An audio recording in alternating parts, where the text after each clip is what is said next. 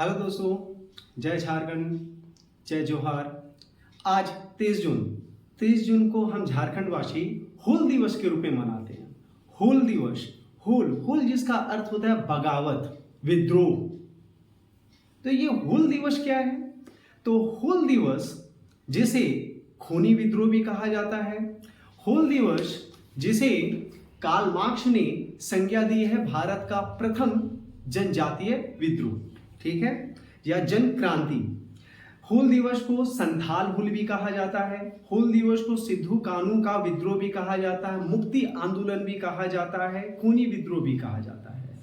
तो इसे ये समझ में आ गया कि ये एक विद्रोह था और ये जिसे हम लोग हर साल 30 जून के रूप में 30 जून में हूल दिवस के रूप में मनाते हैं। तो ये जो हूल दिवस है ये किस विद्रोह के कारण मनाया जाता है? तो हूल दिवस जो है वो संथाल विद्रोह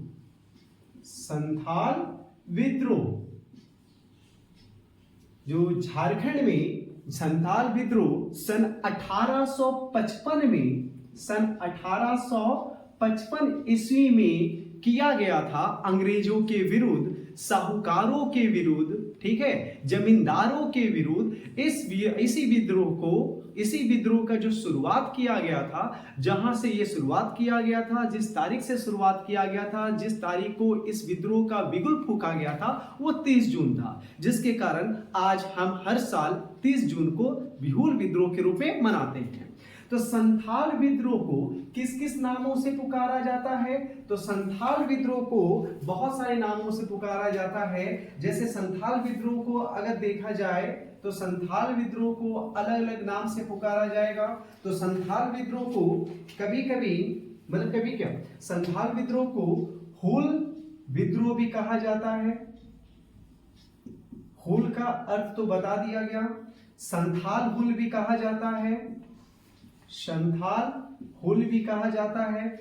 इसे सिद्धू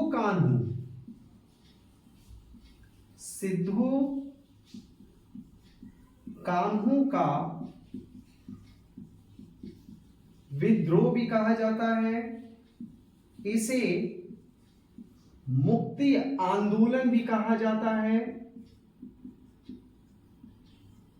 इसे खूनी विद्रोह भी कहा जाता है तथा कार्ल मार्क्स ने इसे भारत का पहला जन क्रांति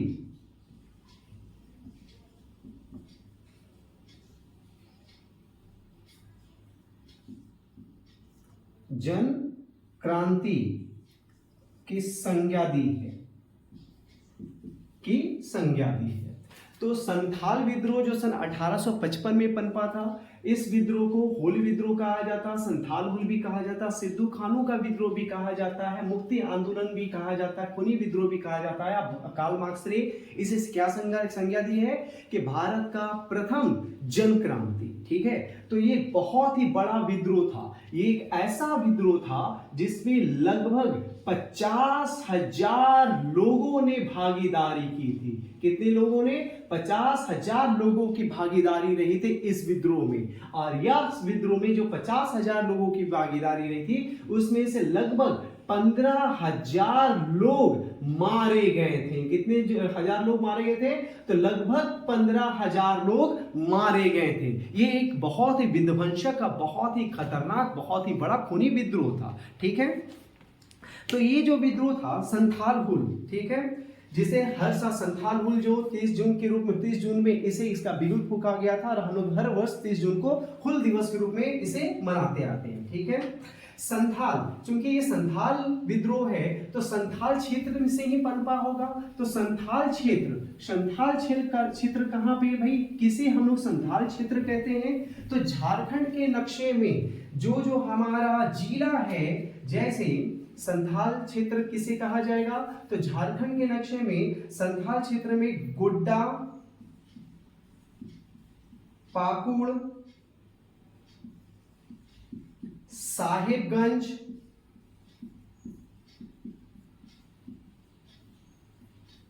देवघर, दुमका तथा जामताड़ा, ये सारे क्षेत्र को क्या कहा जाता है? संथाल क्षेत्र। ये सारा क्या हो गया? संथाल क्षेत्र हमारा हो गया।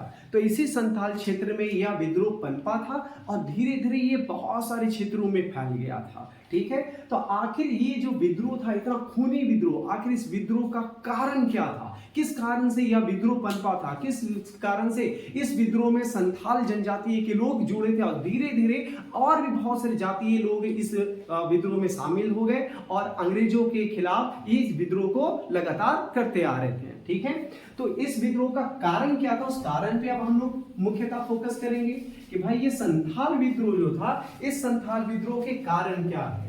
तो 23 जून जो हूल दिवस है, ये हम लोग हर साल 23 तारीख को मनाते हैं, 23 जून को, और ये संथाल विद्रोह से जुड़ा हुआ है। तो संथाल विद्रोह के कारण, आखिर इसके कारण क्या थे, मुख्य बिंदु क्या है इसके कारण के? तो इसके कारण के बहुत मुख्य बिंदु है, जिसमें से आपका अंग्रेजों द्वारा उत्पीड़न, जमींदारों के द्वारा, साहूकारों के द्वारा उच्च सीमा में ब्याज, अत्यधिक लगान वसूल करना, महिलाओं के साथ अत्याचार करना, ये सभी बहुत सारे छोटे छोटे मुद्दे जुड़े हुए इसके कारण से। तो इसके कारण को अगर हम लोग पॉइंट में बांटते हैं, तो इसके कारण को अगर पॉइंट में बांटा जाए तो क्या होगा? अंग्रेजों द्वारा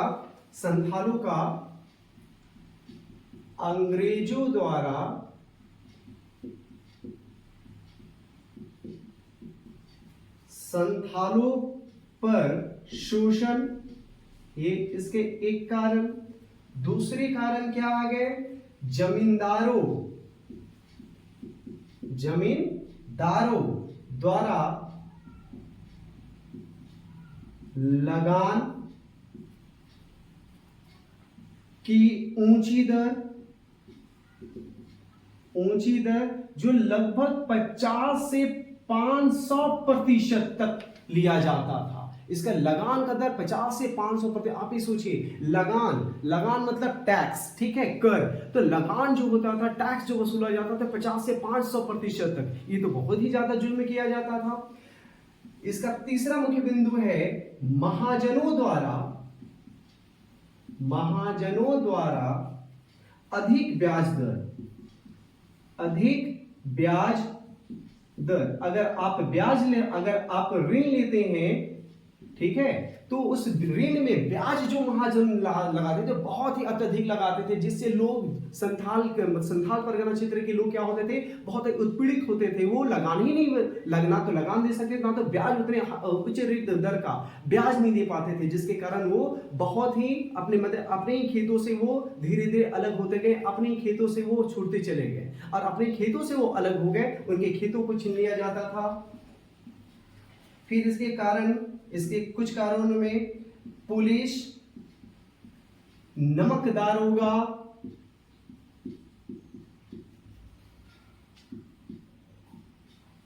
राजस्व अधिकारी,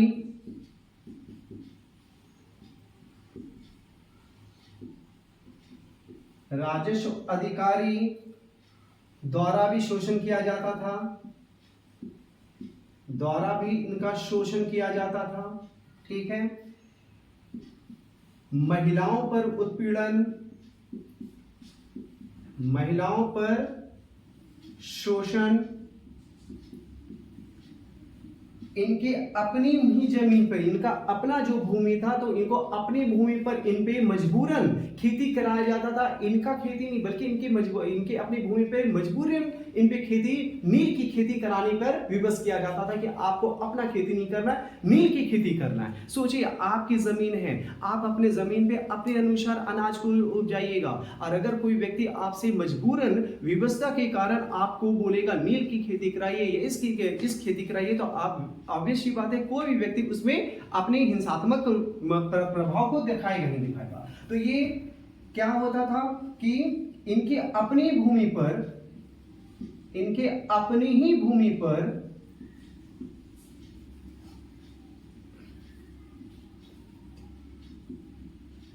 भूमि पर जबरन अनाज की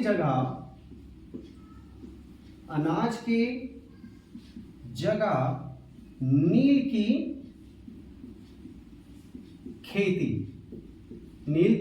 खेती ये करवाना। ठीक है, तो ऐसा बहुत सारा उत्पीड़न वो लोग संथाल परगना के क्षेत्र के लोग सहते थे, जिसके कारण वो बहुत ही कुंठा में आ गए थे, बहुत ही फ्रस्ट्रेशन में आ गए थे। तो ये फ्रस्ट्रेशन जो था, तो ये फ्रस्ट्रेशन धीरे धीरे एक विद्रोह का रूप लेने लगा था। बस जरूरत ही क्या, एक चिंगारी की, बस एक चिंगारी चाहिए था और यह विद्रोह बहुत ही व्यापक रूप से ये फैल जाता, ये विद्रोह बहुत ही व्यापक रूप से फिर सामने आ जाता। बस एक चिंगारी की जरूरत है और वो चिंगारी का काम किया जब सातवां और सबसे यही सातवां पॉइंट है जो एक चिंगारी के रूप में कार्य किया था। और ये चिंगारी क्या था कि भागलपुर से, कहां से, भागलपुर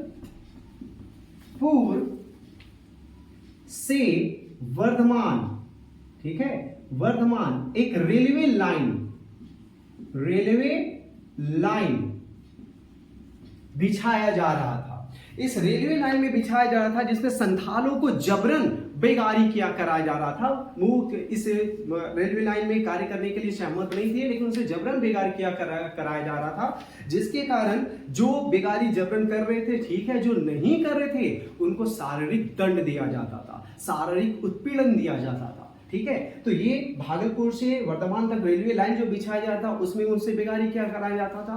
और इसके साथ ही साथ कुछ ठेकेदारों द्वारा इसी लाइन के बिछाने के क्रम में कुछ ठेकेदारों द्वारा 3 महिलाओं के साथ बलात्कार कर दिया गया। और जैसे ही ये हुआ, आपका इस विद्रोह का चिंगारी मिल गई और इस विद्रोह को बिगुल फूंक दिया गया। और इस विद्रोह का बिगुल फूंकने के लिए सबसे पहले कुछ बैठक बुलाया गया। और वो बैठक कहां बुलाया गया, तो वो बैठक बुलाया गया था भोगनाडीह, एक स्थान है जो बड़हैत क्षेत्र में गांव में पाया जाता है। भोगनाडीह एक गांव है जो बड़हैत क्षेत्र में पाया जाता है। उसी बड़हैत क्षेत्र में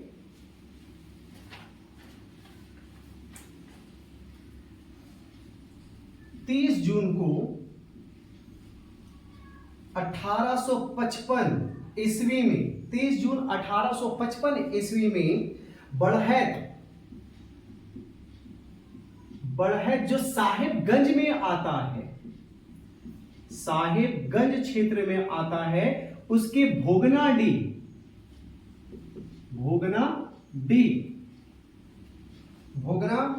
गांव में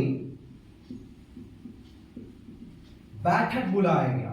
ठीक है, इसमें एक सभा, बैठक या सभा बोला जा सकता है, एक सभा बुलाई गई। ठीक है, इस सभा में बहुत सारे लोगों ने बढ़ चढ़कर हिस्सा लिया। और कहा जाता है कि इस सभा में 10,000, लगभग 10,000, ठीक है, लगभग 10,000 लोगों ने भागीदारी दी थी।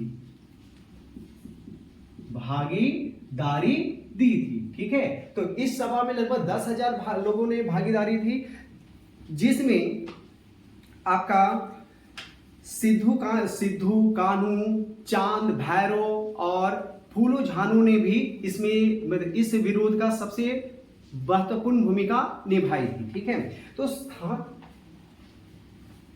इसमें क्या था, इस सभा में सिद्धू कान्हू जो चुन्नू मुर्मू, सिद्धू कान्हू कौन थे भाई, तो चुन्नू मुर्मू के 4 बेटे, ठीक है, कौन कौन थे, पहला सिद्धू, दूसरा कान्हू, जिन्हें कान्हू भी कहा जाता है, तीसरा चांद तथा चौथा भैरव। ठीक है, इन्होंने भागीदारी दी थी। और इस सभा में इन लोगों को कोई ना कोई पद दिया गया था, जिसमें सिद्धू को राजा बनाया गया, कान्हू को मंत्री बनाया गया, चांद को प्रशासक बनाया गया तथा भैरव को सेनापति नियुक्त किया गया। पति नियुक्त किया गया और इस संथाल विद्रोह का बिगुल फूंक दिया गया। इस संथाल विद्रोह का बिगुल फूंक दिया गया। ठीक है, इस संथाल विद्रोह का बिगुल फूंकने से पहले एक घटना और घटी थी, और वो घटना क्या था कि वीर मांझी, अंग्रेजों ने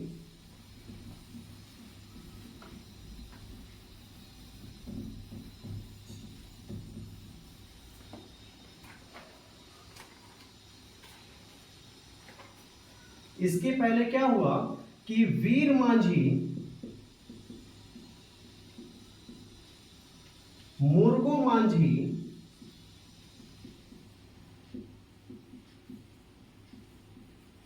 राजवीर सिंह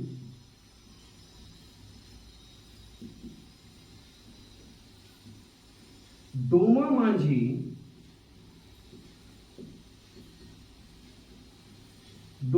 ने एक घोषणा कर दिया। इन्होंने क्या घोषणा किया कि इस वर्ष, चूंकि ये जब 30 जून को जो हमारी बैठक बुलाई गई थी भोगनाडीह में सभी संथालों के द्वारा, जिसमें 10,000 से ज्यादा, लगभग 10,000 लोग उस सभा में सम्मिलित हुए थे, जिसमें चांद, भैरव, चांद, चुन्नू मुर्मू के 4 बेटे, सिद्धू, कानू, चांद, भैरव मुख्यतः रूप से थे, जिन्होंने ही इस विद्रोह का आगाज किया था। जिसमें से आप लोग को, जिसमें से सिद्धू मुर्मू को राजा नियुक्त किया गया, सिद्धू मुर्मू को राजा नियुक्त किया गया, कानू मुर्मू को मंत्री बनाया गया, चांद मुर्मू को प्रशासक बनाया गया, भारत मुर्मू को सेनापति बनाया गया। लेकिन उसके पहले वीर मांझी, मुर्गा मांझी, राजवीर सिंह और डोमा मांझी ने क्या किया, एक घोषणा किया कि इस वर्ष हम, जो हमसे जबरन खेती कराया जाता है, वो हम खेती नहीं करेंगे, बल्कि फसल काटने की जगह अब हम गला काटेंगे। जिससे बहुत सारे लोग डर गए, सभी जितने भी जमींदार थे वो डर गए, फिर हमारे जितने भी अंग्रेज के अधिकारी थे वो डर गए। और जिसके कारण क्या हुआ कि स्थानीय वहां के एक साहूकार थे, उस साहूकार ने क्या कि अपने घर में चोरी का एक छोटा सा इल्जाम लगाकर वहां के दीधी क्षेत्र के थाना में, ठीक है, कहां के थाना में, दीधी थाना के दारोगा, ये नाम बहुत ही महत्वपूर्ण है, दारोगा महेश लाल दत्त, महेश लाल दत्त तथा प्रताप नारायण, महेश लाल दत्त तथा प्रताप नारायण, ठीक है, द्वारा संथालों को गिरफ्तार करा दिया गया। कुछ संथालों को पकड़कर जेल में डाल दिया गया। और जब जेल में डाला गया तो उस जेल में एक संथाली जिनका नाम था विजय मांझी, इनकी मृत्यु हो जाती है। विजय मांझी की मृत्यु हो जाती है, ठीक है। और जैसे ही मृत्यु होती है तो उसमें से एक विरोध के स्वरूप में एक संथाल ने एक पुलिस अधिकारी को भी मार दिया, और यहां से यह विद्रोह का शुरुआत कर दिया गया। और उसके फिर 30 जून को ये एक भोगनाडीह में सभा बुलाया गया, जिसमें से 10,000 लोगों ने लगभग भागीदारी दी। और उस भागीदारी में सबसे मुख्य भूमिका में सिद्धू, कान्हू, चांद, भैरव को सम्मिलित किया गया। और इन्हीं के द्वारा यह बिगुल फूंका गया। और इन्होंने इसमें कुछ घोषणा भी किया। उस घोषणा में सिद्धू कान्हू ने क्या घोषणा किया कि भगवान ने उन्हें निर्देश दिया है कि आजादी के लिए अब हथियार उठा लो, ठीक है। इसमें इस भोगनाडीह में जो ये सभा चली जा रही थी, उस सभा में सिद्धू कान्हू ने क्या घोषणा किया कि भगवान ने उन्हें आदेश दिया है कि अब अंग्रेजों के विरुद्ध आजादी के लिए हथियार उठा लो। और इस विद्रोह में, इस भोगनाडीह में जो हमारा सभा हो रहा था, उस सभा में कुछ नारा भी बहुत महत्वपूर्ण लगाया गया। जो नारा फेमस हुआ था उसमें से 2 नारे थे। 2 नारा में से पहला नारा था जो था कि अपना गांव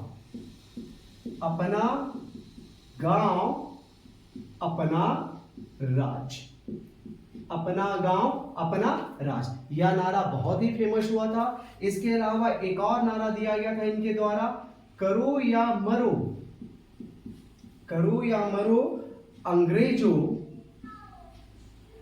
अंग्रेजों हमारी माटी छोड़ो, अंग्रेजों हमारी माटी छोड़ो। यह नारा किसके द्वारा दिया गया था? सिद्धू कान्हू के द्वारा। किसके द्वारा दिया गया था? सिद्धू कान्हू के द्वारा यह नारा दिया गया था। ठीक है, अब ये जो नारा दिया गया सिद्धू कान्हू के द्वारा, उसके बाद लोगों में एकजुटता लाने के लिए कि हमारे साथ ये विद्रोह में आप भी सम्मिलित हो, इसके लिए क्या किया गया कि फूलो झानो, जो इनकी बहन थी, सिद्धू कान्हू की बहन थी फूलो झानो, उनका भी बहुत ज्यादा योगदान था। वो घर घर जाके सभी में ये एकजुटता ला रहे थे और घर घर जाके क्या कर रहे थे कि हर घर जाकर ये मतलब जो मैसेज दिया जा रहा था, जो संदेश भेजा जा रहा था, वो संदेश के लिए, सहभागिता के लिए जो प्रतीक चिन्ह इन्होंने बनाया था, प्रतीक चिन्ह जो हर घर जाके दिया जा रहा था, वो क्या था? सखुआ की टहनी। क्या था? सखुआ टहनी। सखुआ टहनी के द्वारा जो प्रतीक चिन्ह था, इस युद्ध का बहुत बार सवाल पूछा गया कि संथाल विद्रोह में प्रतीक चिन्ह के रूप में क्या आजमाया जा रहा था? तीर को आजमाया जा रहा था, पत्ते को अपनाया जा रहा था, तो क्या था? प्रतीक चिन्ह क्या था? सखुआ की टहनी को अपनाया गया था। ठीक है, तो इसका इस्तेमाल किया गया था और लोगों को अपनी ओर आकर्षित किया जा रहा था कि इस विद्रोह में ज्यादा से ज्यादा लोग जुड़े। ठीक है, इसके बाद क्या हुआ कि यह विद्रोह जल्द ही बहुत सारे क्षेत्र में फैल गया। यह विद्रोह क्या हुआ? बहुत पूरे क्षेत्र में ये फैलता चला गया, जिसके बाद अंग्रेजों के कान खड़े हो गए और अंग्रेज तब जाकर यहाँ पर आए कि भाई ये तो विद्रोह बहुत ज्यादा व्यापक रूप में हो रहा है और ये जन क्रांति के रूप में बदल गया है। ठीक है, विद्रोह बदल गया जन क्रांति के रूप में। तब इसके लिए क्या किया गया? अंग्रेजों ने इसका तब अंग्रेजों के कान खड़े, तब अंग्रेजों के द्वारा क्या किया गया?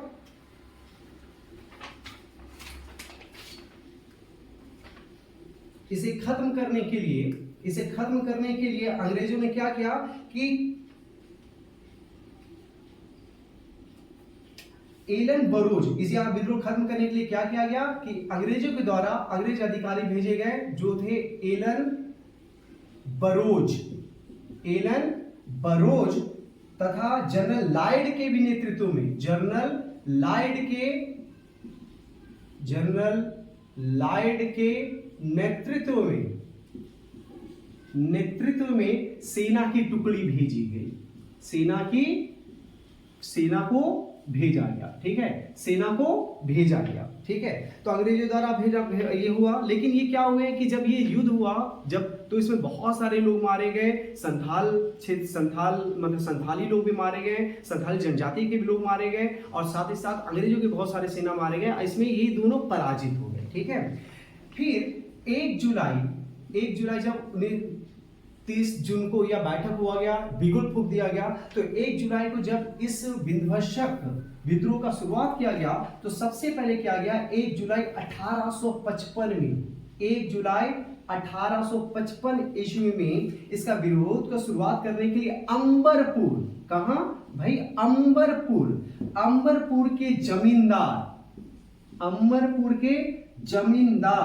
के यहां हमला किया गया। अंबरपुर के जमींदार के यहां हमला किया गया। साथ ही साथ पुलिस चौकी को हमला किया गया, पुलिस चौकी में हमला किया गया।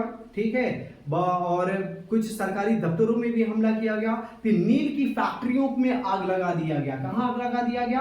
तो नील के कारखानों, फैक्ट्रियों में, नील के फैक्ट्रियों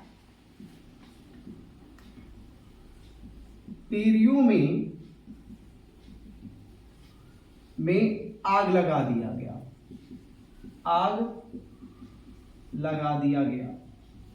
ठीक है, आग लगा दिया गया। साथ ही साथ याद रखिए, थोड़ी देर पहले मैंने बताया था कि जब यह विरोध का शुरुआत किया गया तो एक जमींदार ने अपने घर में चोरी का छोटा सा इल्जाम लगाकर कुछ संथालों को वहां के दीदी क्षेत्र के थाना में महेश लाल गुप्ता, किसको?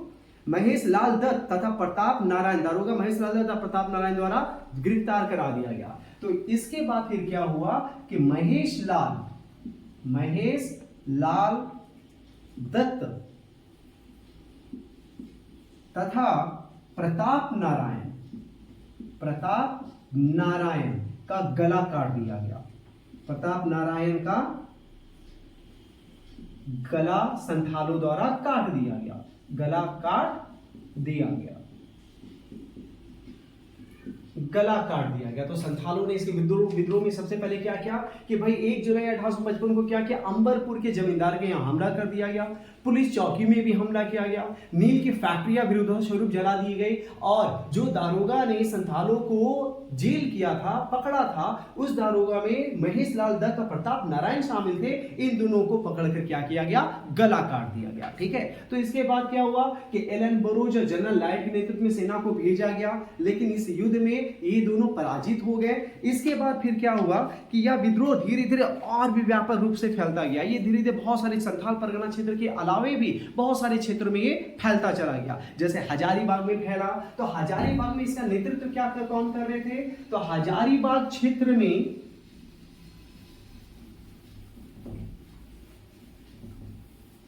हजारीबाग क्षेत्र में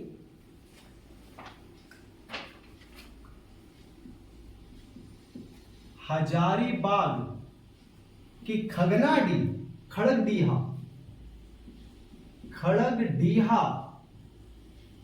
में इसका नेतृत्व लुबाई मांझी,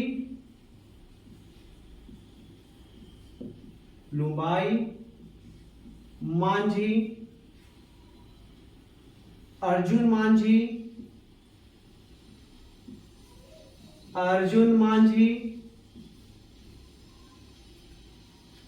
भूका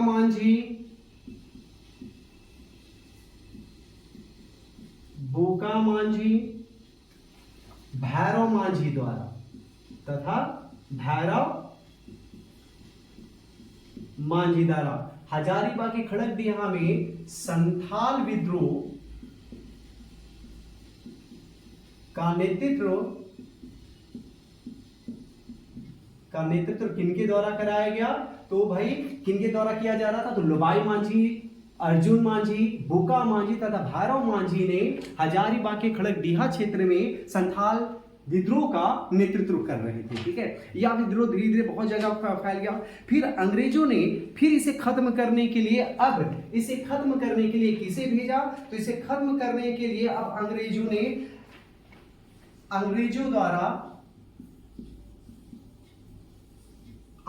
द्वारा इसे खत्म करने के लिए, इस विद्रोह को खत्म करने के लिए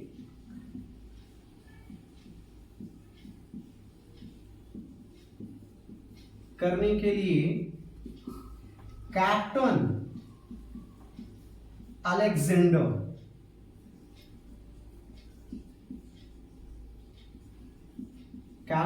अलेक्जेंडर तथा इनके सहयोग के रूप में लेफ्टिनेंट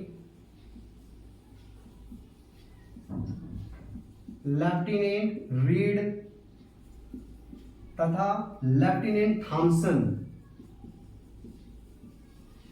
थॉमसन को भेजा गया।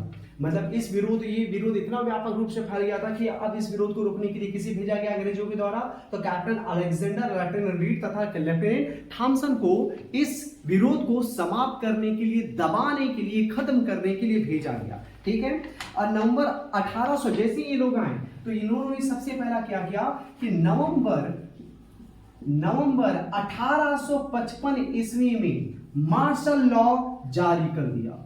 ईस्वी में क्या चालू कर दिया गया, मार्शल लॉ लगा दिया गया, जारी कर दिया, मार्शल लॉ जारी कर दिया। ठीक है, अब इसका मार्शल लॉ का जारी कर दिया। साथ ही साथ इन्होंने एक और क्या किया कि भाई जो इसके विद्रोही कौन थे भाई, सिद्धू कानू का सबसे ज्यादा महत्वपूर्ण भूमिका था। तो सिद्धू कानू विद्रोही नेता मतलब क्या, सिद्धू कानू, उनके ऊपर इनाम की राशि लगा दी गई, 10,000 रुपए की इनाम की घोषणा कर दी गई, इनाम की घोषणा कर दी गई कि उन्हें पकड़ने पे 10,000 के इनाम की राशि दी जाएगी। तो जैसे ही अंग्रेजों द्वारा कैप्टन अलेक्जेंडर और लेफ्टिनेंट सहायता के लिए अलेक्जेंडर रीड कैप्टन अलेक्जेंडर तथा लेफ्टिनेंट रीड और लेफ्टिनेंट थॉमसन को भेजा गया, उन्होंने सबसे पहले क्या किया कि नवंबर 1855 ईस्वी में उन्होंने मार्शल लॉ को जारी कर दिया और साथ ही साथ ये घोषणा कर दी, एक इनाम की राशि घोषणा कर दी कि जो भी विरोधी नेता हैं सिद्धू और कान्हू, उनको पकड़ने वाले या उनको बताने वाले को 10,000 रुपए तक की इनाम की राशि दी जाएगी। ठीक है, जिसके फलस्वरूप क्या हुआ कि एक गद्दार के सूचना के आधार पर सिद्धू और कान्हू को पकड़ लिया जाता है। एक गद्दार की सूचना के आधार पर, वो कहावत है घर की भेदी लंका ढाए, तो गद्दार हर जगह छिपे होते हैं। तो उसी प्रकार से एक गद्दार के खबरी बोलिए या गद्दार बोलिए के कारण क्या हुआ कि भाई दिसंबर 1855 ईस्वी में सिद्धू मुर्मू को पकड़ लिया जाता है, सिद्धू मुर्मू को पकड़ लिया जाता है तथा इन्हें फांसी की सजा सुनाई जाती है, फांसी की सजा दी जाती है, फांसी की सजा सुनाई जाती है, अभी दी नहीं गई है, फांसी की सजा सुनाई जाती है। ठीक है, साथ ही साथ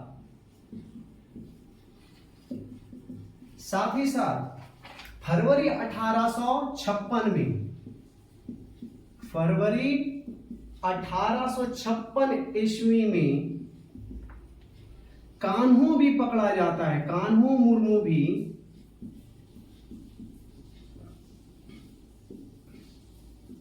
पकड़े जाते हैं। ठीक है, साथ ही साथ इनके भाई चांद भैरव, ये बहुत बार पूछा जाता है कि सिद्धू कान्हू का चांद भैरव के साथ क्या संबंध है। तो सिद्धू कान्हू चांद भैरव चारों के चारों क्या है, भाई। और इनकी बहन थी फूलो और झानू। ठीक है, और इनके पिता का नाम क्या था, चुन्नू मुर्मू। तो चुन्नू मुर्मू के 4 बेटे सिद्धू कान्हू चांद भैरव, और इनकी बेटियां कौन थी, फूलो और झानू। ठीक है, तो चांद भैरव को बड़हैत में गोली मार दी जाती है, ठीक है। अब जब इनको पकड़ा जाता है तो इनको पकड़ने के बाद सिद्धू कान्हू को, जिसमें से सिद्धू मुर्मू को भी फांसी दी जाती है और कान्हू मुर्मू को भी फांसी दे दी जाती है। लेकिन सिद्धू मुर्मू को पंचकठिया, ठीक है,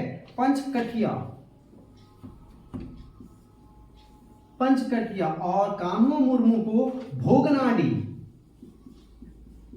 ये वही भोगनाडी जहां पर इस विरोध के लिए, बिगुल फूंकने के लिए पहले बैठक और सभा बुलाई गई थी। तो भोगनाडी में और सिद्धू मुर्मू को पंचकठिया और कान्हू मुर्मू को भोगनाडी में क्या किया जाता है, इन दोनों को फांसी दे दी जाती है, फांसी दी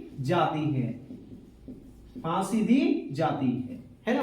और इनको फांसी दी जाए, लेकिन इस संथाल विद्रोह में इनका बहुत ही बड़ा योगदान रहा था, बहुत ही ज्यादा योगदान रहा था। इन्हीं के द्वारा इन्हीं के सभा में जब इनको सबसे मुख्य भूमिका में यही थे, और पूरे संथाल विद्रोह में सबसे मुख्य भूमिका में सिद्धू कान्हू चांद भैरव ही रहे थे। इस संथाल विद्रोह, जिसको खूनी विद्रोह भी कहा जाता है, ये हुल विद्रोह भी कहा जाता है, इसमें लगभग 50,000 लोगों ने भाग लिया था। इस 50,000 लोगों ने इस विद्रोह के रूप में यहाँ पे कार्य किए थे, मतलब विद्रोह किए थे 50,000 लोगों तक लगभग, और जिसमें से लगभग 15,000 लोगों ने अपने जान की आहुति दी थी। ठीक है, तो ये इनको सजा हो गया। चांद भैरव बड़हैत में गोली मार, चांद भैरव को मुर्मू को बड़हैत में गोली मार दिया जाता है, तथा सिद्धू मुर्मू और कान्हू मुर्मू को पंचकठिया भोगनाडी में इनको फांसी दी जाती है। ठीक है, ये किसी गद्दार के कहने पे, किसी खबरी के कहने पे इनको पकड़ लिया गया, फिर इनको फांसी दी गई। ये और इसके बाद इनकी जो बहन थी फूलो झानू, कहा जाता है कि फूलो झानू का बहुत बड़ा योगदान था। फूलो झानू ने अपनी कुल्हाड़ी से कहा जाता है कि लगभग 21 अंग्रेजों को, लगभग 21 अंग्रेजों को मौत के घाट उतार दिए थे। बताइए किस तरह से जुझारू वो लोग थे कि वो लोग अपने हित के लिए, अपने आजादी के लिए जब युद्ध किए, अपना विद्रोह किए, उस विद्रोह में सिद्धू कानू के बहन भूलो जहानों ने भी क्या किया, अपने कुल्हाड़ी से 21 अंग्रेजों के मौत के घाट उतार दिए। लेकिन सिद्धू कानू को पकड़ लिया जाता है। सिद्धू मुर्मू को पंचकठिया में फांसी की सजा दे दी जाती है, पंचकठिया में फांसी लगा दिया जाता है, तथा कानू मुर्मू को भोगनाडीह में फांसी दे दिया जाता है, और चांद भैरव उनके भाई को बड़हैत में गोली मार दी जाती है। ठीक है, इसके परिणाम क्या हुए, ये तो कारण बताया गया, फिर ये विद्रोह बताया गया। अब इस विद्रोह के बाद इसका परिणाम के रूप में क्या क्या आया, तो इसके परिणाम के रूप में कुछ बहुत बड़े बड़े बदलाव आए संथाल परगना क्षेत्र में। संथाल परगना क्षेत्र में फिर क्या बदलाव आए थे, तो परिणाम के रूप में इसके परिणाम के रूप में सबसे पहला क्या हुआ कि इस विद्रोह के बाद अधिनियम 1855 लाया गया। इसके बाद अधिनियम 1855 लाया गया, जिसमें संथालों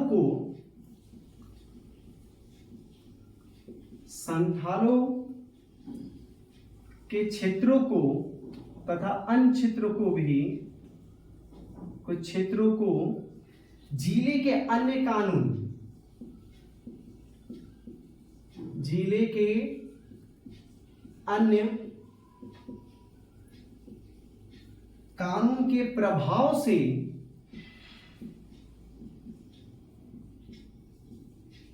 मुक्त किया गया, मुक्त किया गया। दूसरा इसके परिणाम क्या हुए कि संथाल परगना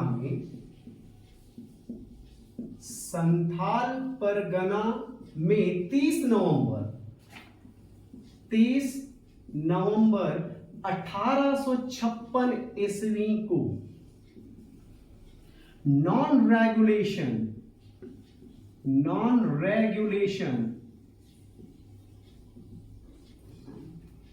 जिला बनाएगा। संथाल परगना को 30 नवंबर 1956 ईस्वी को नॉन रेगुलेशन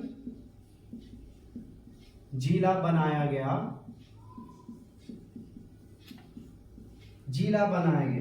ठीक है। जिसके प्रथम, ये क्वेश्चन बहुत ही इंपॉर्टेंट है, जिसके प्रथम न्यायाधीश, ये क्वेश्चन पूछा भी गया है कि भाई 30 नवंबर संथाल विद्रोह के बाद 30 नवंबर 1856 ईस्वी को जो नॉन रेगुलेशन जिला के रूप में संथाल परगना को बनाया गया, उसके प्रथम न्यायाधीश का नाम क्या था, तो इसके प्रथम न्यायाधीश का नाम था एस्ली एडेन,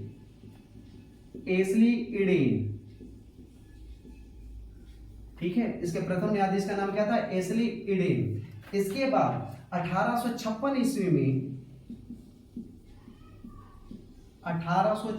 ईस्वी में भागलपुर के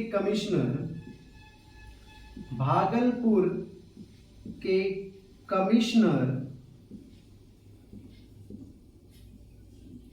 जॉर्ज यूल की सहायता से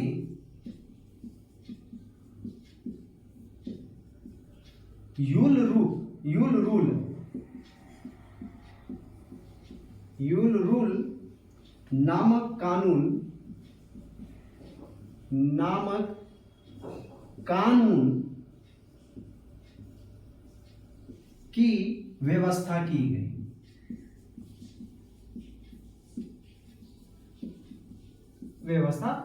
तो ये उसके परिणाम थे। संथाल विद्रोह के कारण क्या थे वो बता दिया गया। संथाल विद्रोह किस प्रकार से पनपा, किस प्रकार से आगे बढ़ा, किस तरह से उस विद्रोह में बहुत सारे लोगों ने अपनी आहुतियाँ दी। उसके बाद इसके परिणाम क्या हुए, क्योंकि जैसे ही ये सिद्धू कान्हू और चांद भैरव को मार दिया गया, वो उनको पकड़कर उनको मार दिया गया, तो यह विद्रोह धीरे धीरे शांत होने लगा। लेकिन बहुत सारे क्षेत्र में ये फैल गया था, लेकिन धीरे धीरे ये विद्रोह को दबाया गया और फिर इस विद्रोह के बाद इसके परिणाम इस रूप में दिए गए। लेकिन इनके आहुति के बाद, क्योंकि इनका बहुत बड़ा योगदान था, सिद्धू कान्हू, चांद भैरव, फूलो झानो, तो इनके आहुति के बाद वर्तमान में संथाल परगना के दुमका क्षेत्र में, दुमका संथाल परगना क्षेत्र में सिद्धू कान्हू मुर्मू यूनिवर्सिटी बनाया गया है, जो सन 10 जनवरी 1992 ईस्वी को जिसकी स्थापना की गई थी, है ना। ये पहला।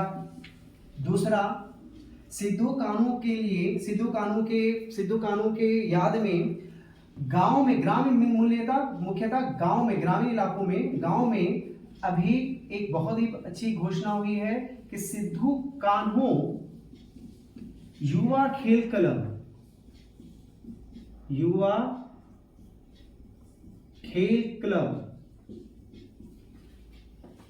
की स्थापना हो रही है, कि स्थापना हुई नहीं है, स्थापना हो रही